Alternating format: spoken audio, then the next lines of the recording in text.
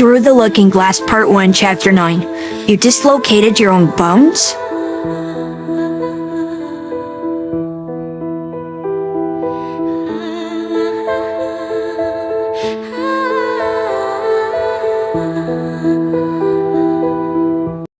When Shadow woke up, he could still feel Wade's arm around him. He opened his eyes. The man was still asleep and drool covered his pillow. Shadow thought it was gross, but also kind of funny to him that Wade could look so harmless in his sleep. As the morning sun shined on them, Shadow wished they could just stay like that forever. Shadow glanced over to Wade's alarm clock, 7 a.m. Wasn't this the time Wade left around yesterday? Shouldn't he be up and dressed? Shadow wasn't sure what to do. Should he wake the man up? He knew it would be selfish, but he really didn't want to do that. He just wanted to stay how they were. The decision was made for him as Wade began to slowly wake up. Shadow closed his eyes and pretended to be asleep. He listened as Wade got out of bed and shuffled through his room. I know you're awake, Shadow. Shadow only closed his eyes more, hoping it would make it more convincing. What a shame. I was going to ask if you wanted to ride around with me during work, but since you're asleep, I guess not. Shadow's ears perked up. That did sound pretty fun, but he also didn't want to interact with others too much. If you want to go, I have a hoodie you can wear. You can wear the hood if you don't want people to see your face. Was Wade a mind reader or something? Shadow listened as Wade's footsteps walked out of the room and into the bathroom. Once he was sure he was in the clear, Shadow got out of the bed and picked up the hoodie Wade laid on the edge of the bed. There was nothing super special about it. It was just a plain faded black hoodie, but it did smell like lavender. And that was nice. Shadow slipped the garment on. It was very soft and warm. At first, he was afraid that the hood wouldn't fit over his quills, but luckily because it was so oversized, it did just barely cover them. Shadow walked over to the box of small circular reflective things. He should probably ask Wade what those were called. He wanted to listen to more music, but he wasn't sure what to pick. The song Wade played yesterday was really good, but he couldn't remember what it looked like. He began his search, but he didn't realize just how much time passed, because soon he heard Wade re-enter the room, now fully dressed with 2 cups in his hand. He walked over to Shadow and handed him one of the cups. Shadow took it and looked into it. What is this? It's apple juice.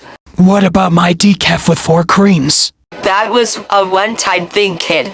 I still don't think you should be drinking coffee. Shadow frowned slightly. He watched as Wade ignored him and took a sip from his cup. You looking for something? He gestured to the scattered pile of small circular reflective music things. Shadow blushed a bit.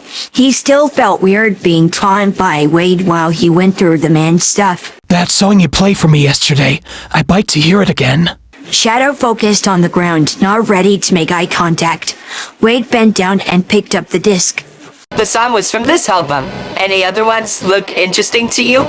Shadow looked closely at the albums, as Wade called them. Some were in cases with photos, and some just had Wade's sloppy handwriting on them. He found the one that said Nirvana, never mind, and another that said Sum 41, all killer no filler. He picked them up and handed them to Wade. Shadow chose them because he thought they looked weird. Ah, good choices, kid. There are some pretty good songs on these. Shadow could feel the heat rise to his cheeks. He wasn't sure that he'd ever get used to having such a sunny disposition directed towards him. If you're ready, we can head out to the car. Shadow got up from his position on the floor and stuffed one hand in the hoodie's big pocket and used the other to hold the cup. He nodded and followed Wade through the house and out the door. This was the first time Shadow got a good look at his surroundings. There weren't many other houses near Wade's. He seemed to have a good amount of land to himself. There were trees everywhere. Shadow could only imagine how peaceful a walk through the trees would be. Shadow stood as Wade opened the passenger door and let him in. Make sure to put on your seatbelt. As the car warmed up, Shadow took a sip of the apple juice Wade gave him. It wasn't bad, but it wasn't coffee. Before backing out of the driveway, Wade put one of the discs in a slot in the car. Shadow watched as Wade pressed the skip button 7 times. A familiar string of notes filled the car. It was the song Wade played yesterday. It was relaxing, listening to the music and taking in the town around him as Wade drove to work. Shadow watched as people walked around with their dogs, entered shops, exit shops, and talked to others near them. The town seemed quaint and welcoming. The song ended and Shadow watched as Wade pressed the back button 4 times. A new song filled the car. Shadow watched as Wade sang along. By the sound of the music, he wouldn't expect him to like it. The music sounded rough, and Wade was, well, not rough. Shadow could see the police station coming into view. It looked small and somewhat shabby, but he guessed that made sense. He was in a small town. Once the song finished, Wade turned off the car and turned to him. So what did you think? Shadow thought about it for a second. I like the B and the speak parts. Shadow took another gulp of his apple juice. Oh, that's the Taurus. I like that part too. Wade unbuckled his seatbelt. Stay here, I'll be out in a jiffy. What's a jiffy? Oh, it just means I won't take long. Shadow nodded his head in understanding. Wade stepped out of the vehicle and closed the door, leaving Shadow to just sit and wait. Not long after Wade went into the building, another car pulled up to the building. It wasn't a car like the patrol car, but a normal one like those he saw around town. Once the car parked, a woman of average height walked out. She rushed into the building, which must have been hard because Shadow noted she was wearing heels. He watched as the door closed behind her and took another gulp of juice. It was pretty nice outside. It was still a little chilly, but the sun was out and the sky was clear. Shadow felt like he could lose himself in the serenity of it all. He turned around as he heard the car door open. Wade slid back into the seat and put his seatbelt back on.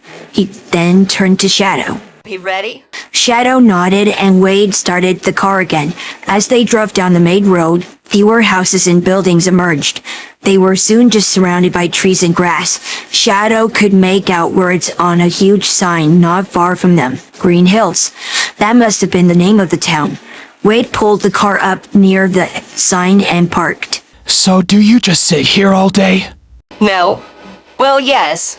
But it's a very important job, you know? Yeah, very important. Yeah, I bet it sounds pretty lame to you. You're probably used to doing cool alien hedgehog stuff.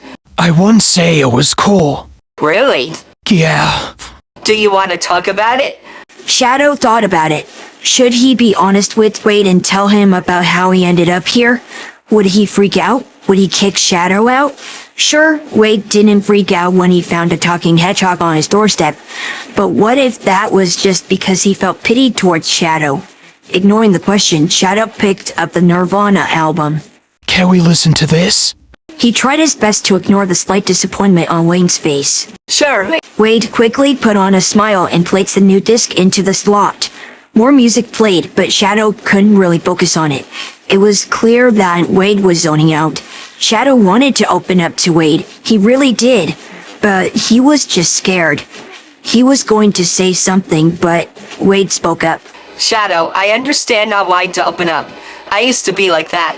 But please know that I do care for you. I don't like seeing you hurt, whether that be mentally or physically. I just want you to know that you can tell me anything. I'll be here for you, kid. I promise. Shadow stared at the man. Did he really mean it? And what did he mean by he used to be like that? You used to be like that? Yeah, I didn't really talk about it much. But when Mom found me, she really helped me trust people again. Was? Yeah, she's dead. Been for almost 6 years now. Oh, I've lost someone too. That's what my nightmare's been about. Shadow could feel Wade's eyes on him. It still feels so fresh. Shadow began to choke on his words. He felt Wade's hand caress his cheek. Shadow closed his eyes at the comforting motion. It's okay, kid. Don't feel like you've got to explain that now. We can do that when we get home, yeah? Home? Shadow opened his eyes and looked into Wayne's. Yes, if you want it to be. I do. Shadow removed his cheek from Wade's touch. But I can't. Huh? Why not? Wade's voice wasn't hostile or angry, just curious. Shadow hugged his knees and looked out the window. I'm government property. They made me. They'll come for me.